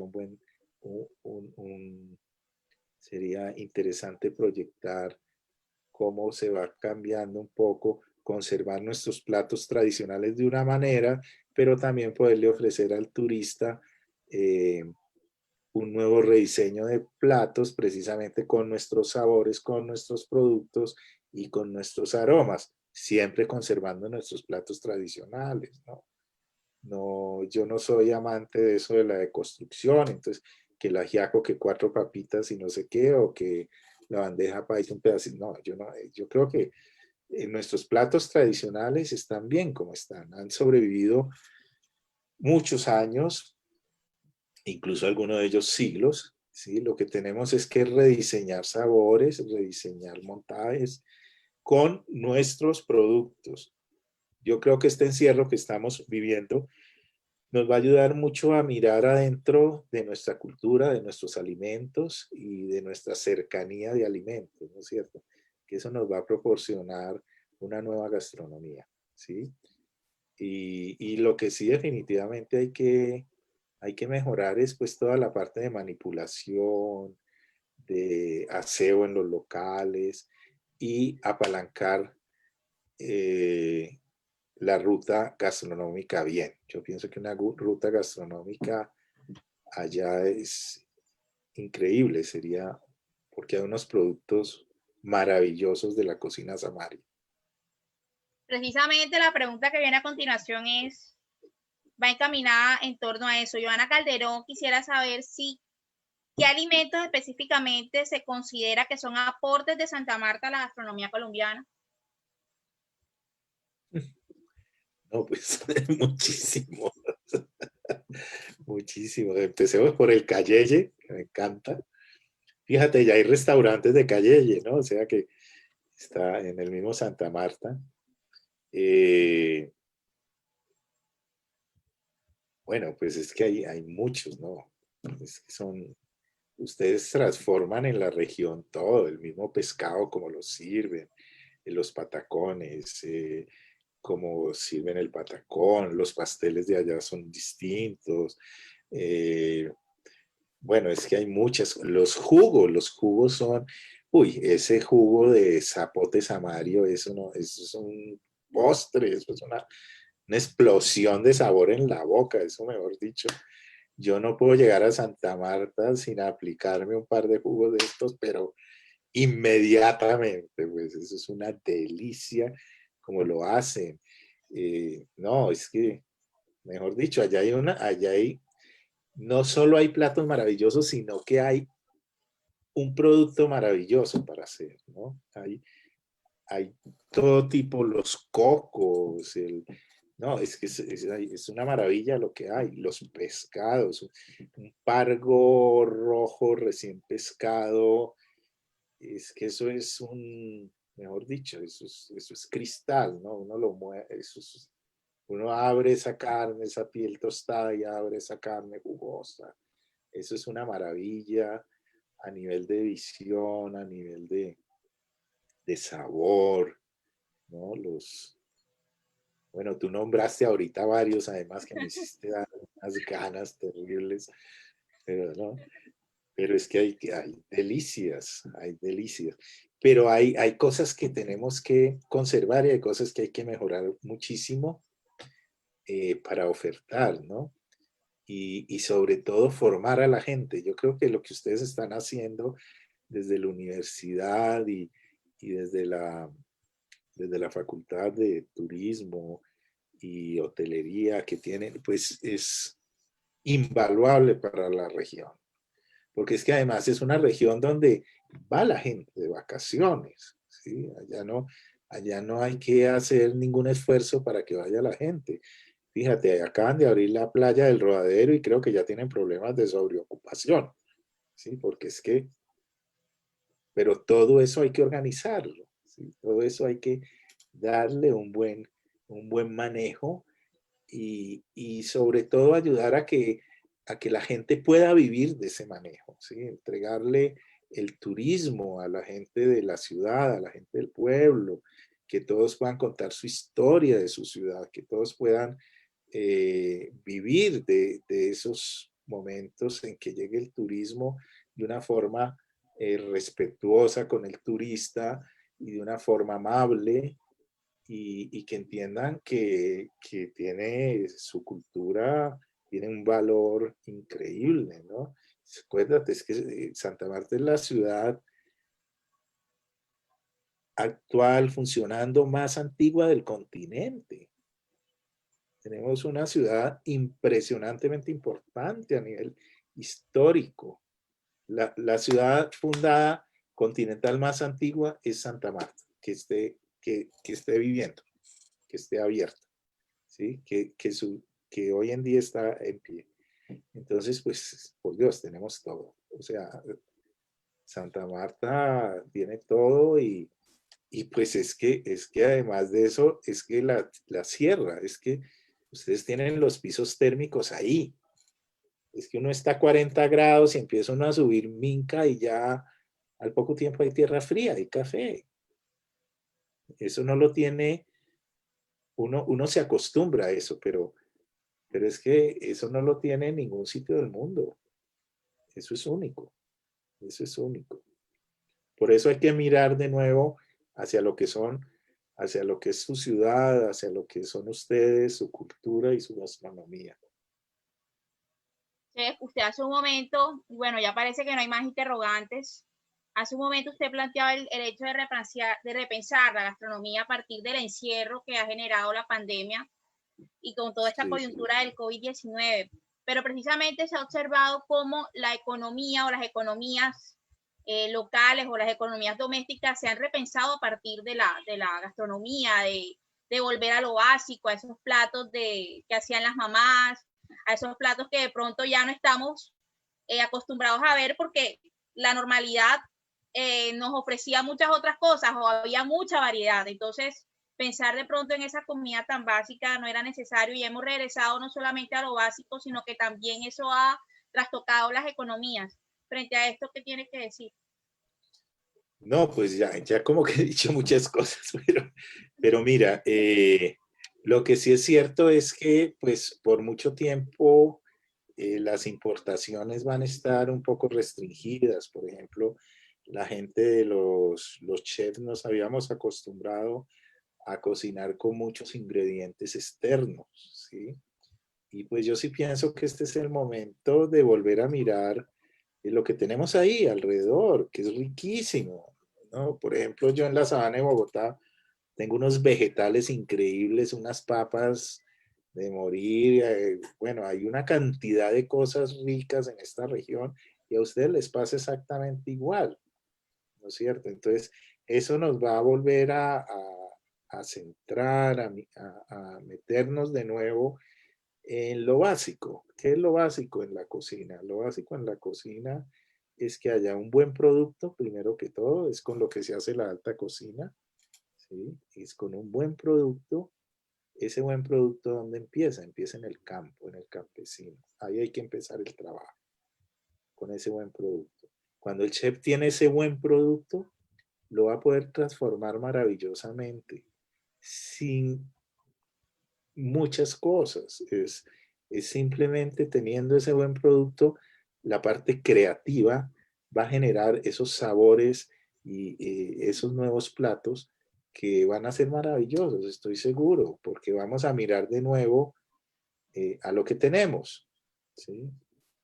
Como decíamos ahorita, el níspero, el samario, no fue el nombre, el zapote samario, ¿sí? Eso es una maravilla.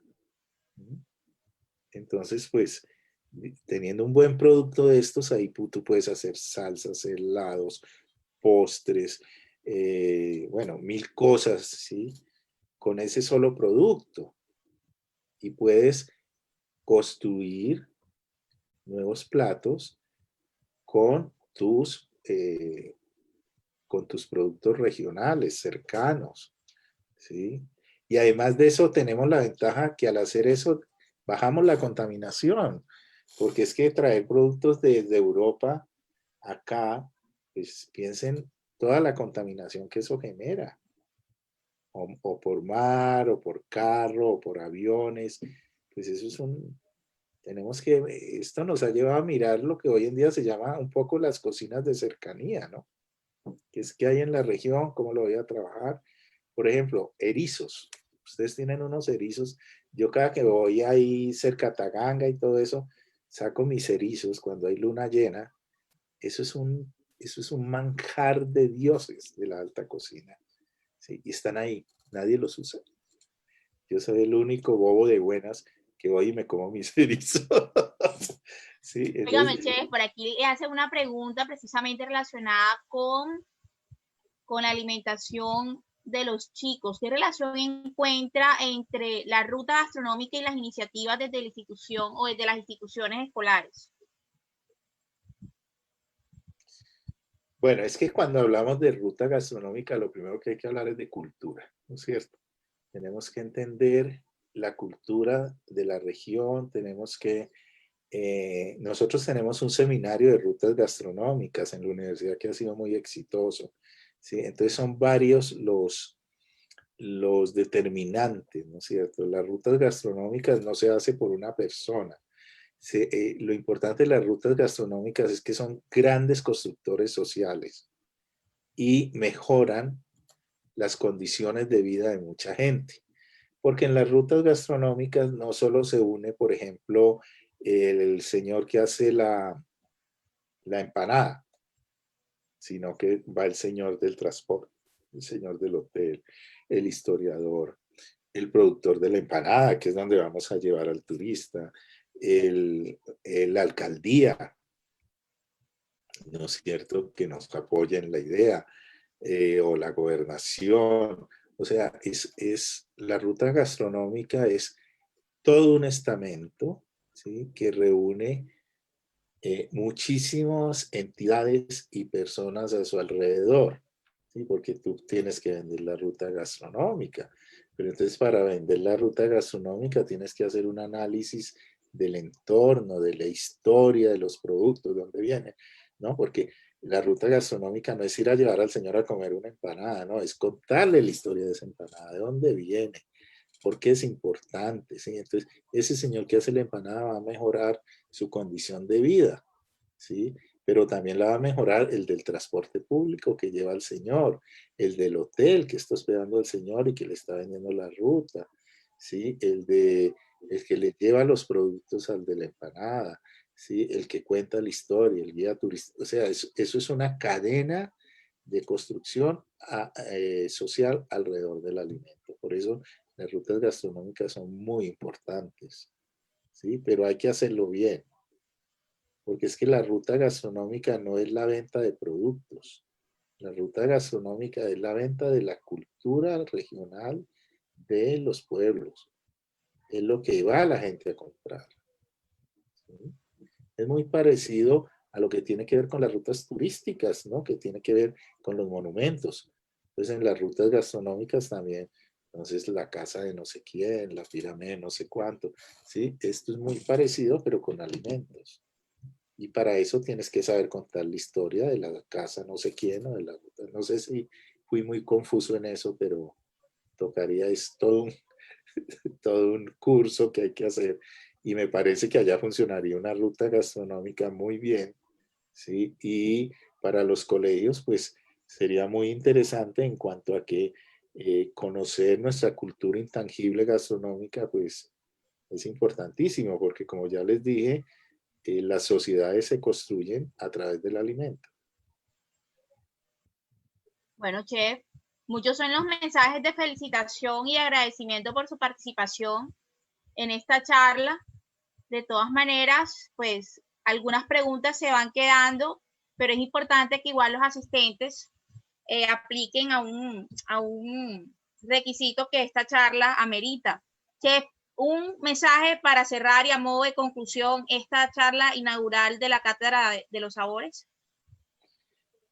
No, pues que estamos frente a algo muy importante que es la gastronomía. Como ustedes bien saben, la gastronomía pues encierra todos los conocimientos humanos alrededor de la alimentación y, y que es muy importante conservar la gastronomía y también fortificar el conocimiento gastronómico, histórico alrededor de lo que es la cocina, de lo que ha pasado a través de nuestra cultura y sobre todo mirar adentro de nuestra propia cultura. Tenemos de todo, como les dije, este es el segundo país más biodiverso del planeta, ¿sí? Y es el primero más biodiverso por metro cuadrado. O sea que esto es una locura lo que hay acá para hacer nuestras recetas, nuestros platos y para conservar nuestra cultura. Entonces, pues, el consejo que les doy, primero a los estudiantes que quieran estudiar gastronomía es no pierdan la pasión. La pasión es lo que mueve al ser humano. Investiguen, lean,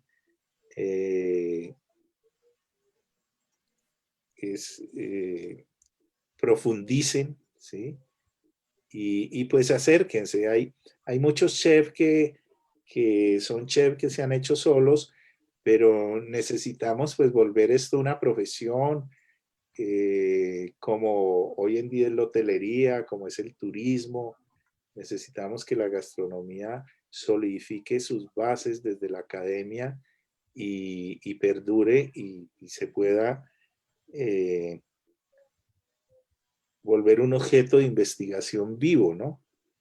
La parte gastronómica, eso sería lo que les diría. Bueno, chef, no se nos vaya. A los asistentes los invitamos a continuación y bueno, al cierre de esta interesante ronda de preguntas, a llenar precisamente el histograma de la felicidad. Nuestra compañera Sandra de Granados nos estará brindando apoyo con esta parte de la charla. Pero igual para ir agilizando, los invitamos a todos a ingresar a chef.menti.com.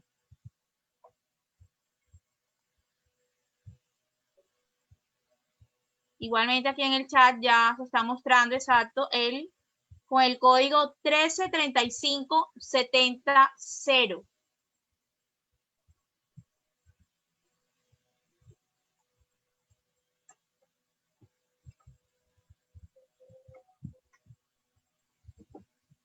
De igual manera en el chat estamos poniendo la página para que puedan ingresar para quienes aún no han tenido la oportunidad o la conectividad se los ha impedido.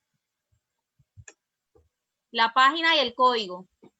Chef, esta es una actividad que está encaminada precisamente a saber cómo el nivel de percepción de las personas que nos están acompañando en esta cátedra. Entonces, pues hay varias opciones y hay posibilidades para que cada quien opine acerca de qué le pareció. Ah, qué interesantes. Sí. Entonces, actividad tras actividad medimos la percepción de los asistentes a través de este mecanismo. Ah, qué interesante, ¿eh? Chef, usted definitivamente ha sido un hit en esta noche y hay que decirlo porque pues son muchísimos los mensajes tanto en Facebook como en el chat de Zoom. Hay personas conectadas. Hola Maura, buenas. ¿Ya me escuchas? Sí, te escuchamos, Sandra. Por favor, explícanos. Ok, gracias, Chef. Lo que pasa es que no, la conectividad está un poco deficiente. Yo te escucho perfectamente. No sé si ustedes me escuchan. Sí, señor, sí lo escuchamos. Bueno, ok, muchísimas gracias. Antes que nada, quería agradecerle a la universidad, a todas las personas que estuvieron conmigo esta noche y pues a la universidad por esta invitación tan bella y tan generosa y darme este espacio pues para poder contarles un poco de lo que hago desde la academia, con mi trabajo. Quedo muy agradecido por la invitación y espero que les haya gustado y sobre todo que haya dejado como semillitas para que más gente siga investigando todos estos temas, porque me parecen temas muy importantes para la transformación y para toda nuestra sociedad y para la gastronomía en Colombia. Me parece que son temas que hay que estar investigando y seguir buscando y mirando. Y muchísimas gracias a ustedes por haberme ayudado tantísimo con la presentación y con todo, porque me iba volviendo un 8, pero muchas gracias, muchas gracias. Muchísimas gracias, Chef, a usted. Los comentarios han sido excelentes, les ha gustado muchísimo, hablan por sí solos. Las reacciones que tenemos acá, tenemos hasta el momento más de 120 reacciones, todas satisfactorias. Muy generosos, muchas gracias. Muchísimas gracias, muy generosos todos. Muchas gracias. Bueno, en este orden de ideas nos interesa como institución conocer la retroalimentación de nuestros participantes en este tipo de actividades. Para nosotros es muy importante que nos acompañen en la realización de este histograma y bueno, en este sentido, pues continuar aportando para el mejoramiento. Bueno, sigan con sus aportes. Comentarios finales. Ayúdanos a mejorar. Aquí nos pueden colocar sus comentarios para tenérselos aquí al chef. Muchas gracias, chef Juan Carlos. Muchas gracias. Excelente charla. Excelente charla, chef. Me hacen muy feliz. Muchísimas gracias. Excelente charla sobre los gustos y sabores de nuestra hermosa Colombia. Muchas gracias. Excelente. Para un próximo hablar sobre los platos endémicos del país. Excelente charla, chef. Dios lo bendiga. Muy buena información y espero que las próximas conferencias sean así o mejores. Excelente charla, chef. Excelente trabajo. Excelente momento, chef. Maravillosa charla, chef. Agradecido con la información que nos brindó. Excelente presentación, conocimientos muy increíbles. Espero seguir aprendiendo. Gracias por compartir con nosotros. Me gustó demasiado la charla. Muy buena. Gracias a todos. Excelente cátedra. Excelente presentación el día de hoy. Interesante conocer los orígenes de nuestra gastronomía y sabores ancestrales de Colombia. Por así podemos responder la procedencia histórica y cultural de nuestros platos a los turistas extranjeros. Qué bueno, fíjate todo lo que dicen, qué bonito, ¿eh? Todos estamos muy contentos. Muy agradecidos con esta charla y que comparta sus conocimientos con nosotros. Excelente charla, chef. Bendiciones, un aprendizaje exquisito, le dicen. Qué bueno. Qué bueno. Excelente, seguro más adelante profundizaremos en la comida de nuestro mar. Gracias, chef, por brindarnos esta oportunidad de conocer las raíces de nuestra gastronomía. Todo excelente. Qué Excelente charla para una próxima. Hablar de los platos de nuestros platillos de Colombia. Muchas gracias por sus conocimientos, muy chévere. No es comer por comer, gracias por enseñarnos sobre lo que comemos. Qué bueno. Eso es muy importante, es verdad. Excelente actividad, felicitaciones. Excelente presentación por el conocimiento impartido, gracias. Estuvo muy buena la charla, me gustó mucho. Gracias, chef, por compartir sus conocimientos.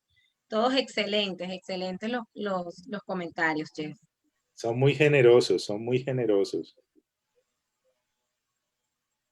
Bueno, gracias a todos por participar. Esto es muy retroalimentativo para todos. A nosotros para seguir pues aportando mucho más, mejorar en cada cátedra. Muchas gracias, chef, por tan excelente charla. De verdad que fue muy enriquecedora para nosotros. Es gratificante conocer personas con tanto conocimiento y por encima de todo, tanta humildad en su quehacer. Mil felicitaciones. Tan bonito, muchas gracias. No, qué bien. Sí, quedé muy feliz. Muchísimas gracias por esta invitación. Estoy muy, muy feliz de haber estado con ustedes y de haber podido estar en la universidad con este rato tan agradable, tan ameno. Y gracias por toda la ayuda que me brindaron. Oye, muchísimas gracias. Y se ve que les gustó mucho porque está como muy bien todo, ¿no? Así es. Así es. Maura, entró harta gente además, ¿no? Muy bien. Muchísima gente. Le iba a decir antes de que Sandra iniciara con la actividad del Menti Mentor, que había personas incluso de diferentes municipios del departamento del Magdalena conectados y nos reportaron al inicio de la charla que estaban conectados y que le parecía súper interesante que un personaje de su talla estuviera en el inicio de esta cátedra y por supuesto socializando todo su saber y todo su conocimiento con estudiantes y con la comunidad en general. Tan bonitos. Muchísimas gracias. Quedo muy agradecido y bueno, los dejo ya descansar porque ya deben ustedes estar extenuados después de todo esto. Muchas gracias y por aquí a la orden, ¿no? En Bogotá, lo que necesiten, lo que quieran. Creo que el otro año estaré por allá. Ahí mismo que abran vuelos, me voy para allá. Sí, porque acabo de comprar casa en el Rodadero, entonces para allá voy. Sí. En nombre de la Vicerrectoría de Extensión y Proyección Social, la Universidad del Magdalena, la Facultad de Ciencias Empresariales y Económicas y los programas de Tecnología en Gestión Hotelera y Turística y también de Administración de Empresas Turísticas y Hoteleras, agradecemos a los invitados especiales y a las personas que se conectaron por haber asistido a esta primera sesión de la Cátedra de los Sabores. Antes de despedirnos, queremos invitarlos a todos, a los graduados y a la comunidad en general, a estar atentos con todas las actividades que se organizan desde la Vicerrectoría o que la Vicerrectoría está apoyando a través de las diferentes facultades. Síganos en nuestras redes sociales, en Facebook, en Twitter e Instagram como BETS Unimagdalena.